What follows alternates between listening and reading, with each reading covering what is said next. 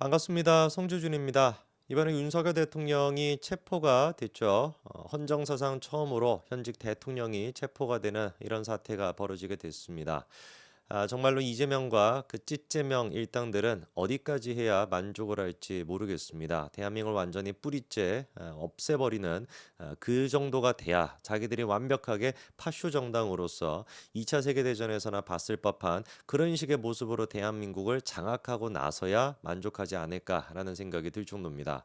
해당초 저는 윤석열 대통령에 대해 가지고 체포까지 할 필요가 없었다라고 생각하는 사람이거든요. 이미 대통령 같은 경우는 국회에서 탄핵소추안이 통과가 돼서 직무가 정지가 돼 있는 상태입니다.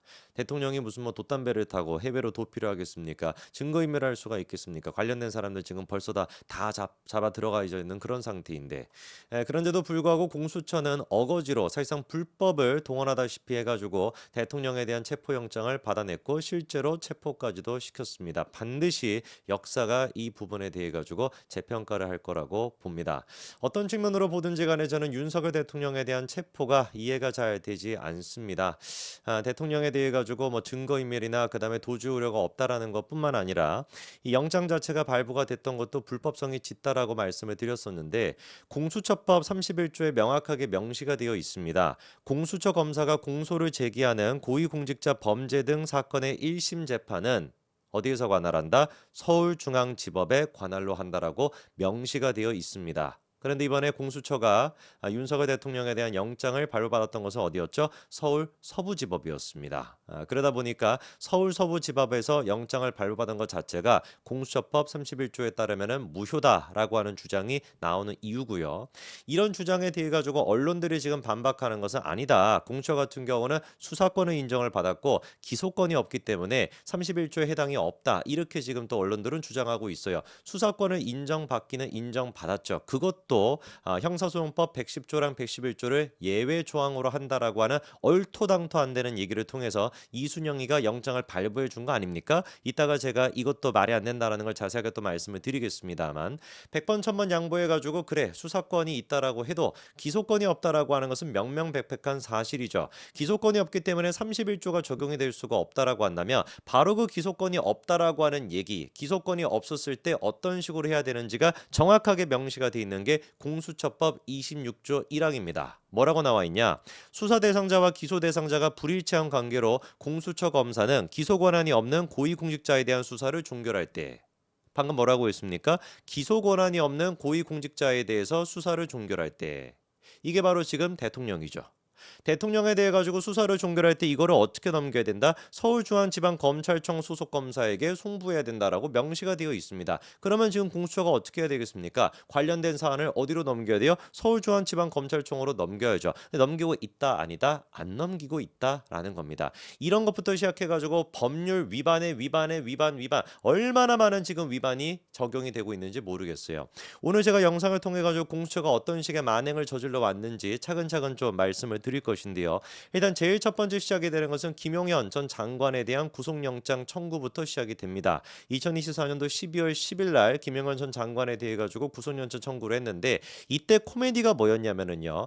이미 공수처가 김용현 전 장관에 대해서 구속영장을 청구할 그 시기에 누가 먼저 구속영장을 청구했다? 검찰이 구속영장을 청구를 했습니다. 검찰이 청구가 되고 그거에 대한 결정이 나오기도 전에 공수처가 똑같은 사람에 대해서 또 구속영장을 청구한 거예요. 이게 뭐겠습니까? 지들끼리도 지금 엉망진창이었던 겁니다. 당연히 상식적으로 생각해 봤을 때 검찰이 구속영장 청구를 했으면 공수처는 못하는 것이죠. 한 기관에서 청구를 해놨으니까. 근데 더 코미디가 뭔지 아십니까? 그럼 뭐 공수처가 검찰이 모르고 있는 자료를 확보하거나 새로운 어떤 증언 같은 거를 확보해가지고 다른 내용을 가지고 뭐 기소를 한다? 이러면은 또 납득이 될 수가 있을 텐데 놀랍게도 공수처는 그때 당시에 김영건 전 장관을 단 한 번도 소환 조사가 됐거나 조사조차도 못한 상태였습니다. 정리해 본다면 뭐겠습니까? 조사조차도 안 한 상태에서 김영건 전 장관을 구속시키려고 영장을 청구했다라는 거예요. 이게 얼마나 문제가 심각한 거냐면요. 지금 이제 공수처가 윤석열 대통령에 대해 가지고 체포영장을 발부받지 않았습니까? 그때 당시에 근거가 뭐였습니까? 대면 조사가 없으면 구속영장 청구가 어렵다라고 하는 논리를 가지고 반드시 윤석열 대통령에 대한 대면 조사가 있어야지만 우리가 구속영장을 청구할 수가 있어요. 라고 법원을 설득해가지고 체포영장을 받아가지고 지금 대면 조사를 하는 거 아닙니까? 그럼 생각해 보십시오. 그 논리에 따르면은 김영헌 전 장관에 대한 구속영장 청구는 언제 이루어져야 되겠습니까? 대면 조사가 이루어지고 난 뒤에. 그렇잖아요. 그런데 공수처는 뭐다? 김영헌 전 장관에 대해서 대면 조사는커녕 조사조차도 제대로 이루어지지 않은 상태에서 대면 조사는 빵번, 단 한 번도 하지 않은 상태에서 구속영장부터 먼저 청구했단 말이에요. 앞뒤가 지금 안 맞다라는 거 이해가 되시죠? 이만큼이나 지금 엉망진창인 상태인 겁니다. 그리고 공수처가 제기했던 구속영장 같은 경우는 결국에 어떻게 됐어요? 기각이 됐습니다. 서울중앙지방법원도 사실상 그러니까 어떻게 한 거예요? 야, 윤석열 대통령에 대한 내란죄 이거를 수사할 수 있는 건 누구다? 검찰이다라고 사실상 인정을 해줬던 겁니다. 물론 검찰을 인정을 해줬던 것도 코미디였죠. 검찰이 당시 주장했던 게 근거가 두 가지가 있는데요. 첫 번째 근거가 뭐냐? 한 가지 좀 띄워주시면은요. 직권남용죄 혐의와 윤석열 대통령의 내란죄 혐의가 직접 관련성이 있기 때문에 검찰의 수사 개시권이 인정된다. 이게 첫 번째 논리예요.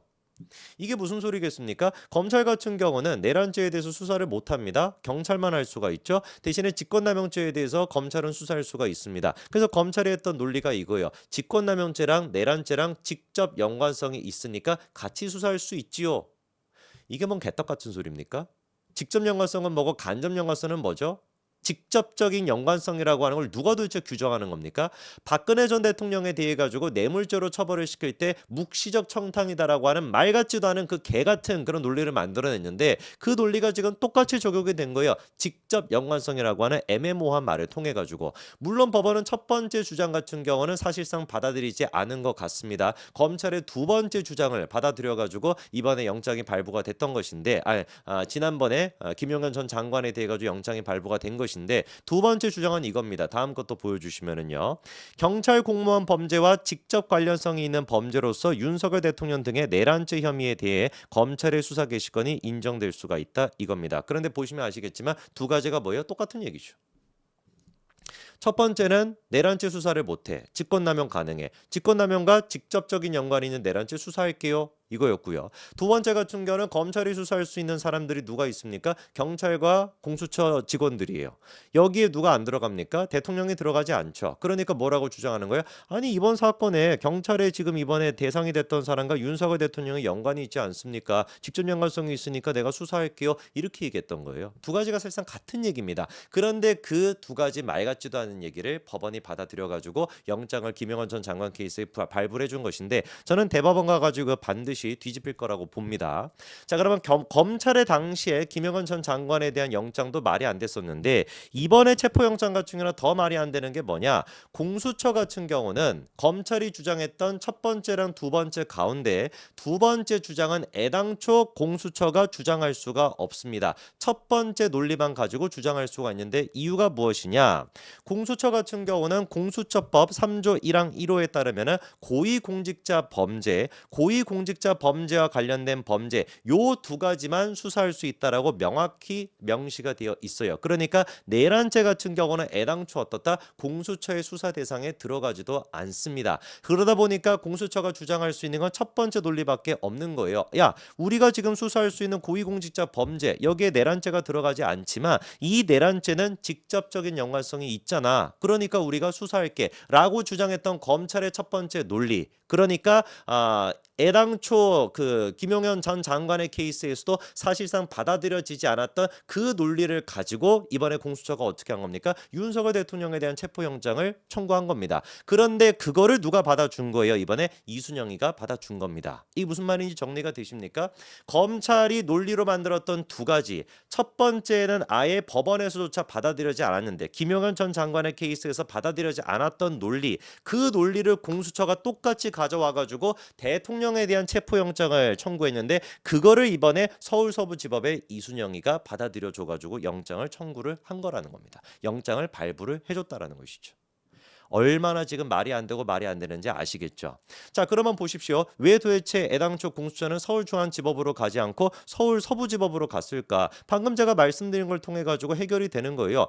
검찰이 그 김용현 전 장관의 케이스 주장했던 첫 번째를 이미 서울중앙지법 같은 경우는 받아들이지 않았단 말이에요. 그러니까 똑같은 논리를 가지고 윤석열 대통령 체포하겠습니다라고 서울중앙지법으로 가면 받아주겠습니까? 안 받아주겠죠. 그러다 보니까 자기들 입맛에 맞는 판사라고 판단한 이순영 중앙지검장이가 있는 서울 서부지법으로 갔다라고 하는 게 정리가 되는 겁니다. 그래서 지금까지 공수처가 군사법원이 무슨 뭐 독점적으로 권한을 가지고 있는 그런 케이스를 제외하고 군인에 대한 케이스를 제외하고 공수처가 지금까지 청구했던 모든 구속영장은 다 어디로 청구가 됐다? 서울중앙지법으로 청구가 됐습니다. 단 한 건의 예외도 없이. 근데 이번만 예외적으로 서부지법으로 간 거예요. 방금 제가 말씀드렸던 그러한 논리를 통해 가지고.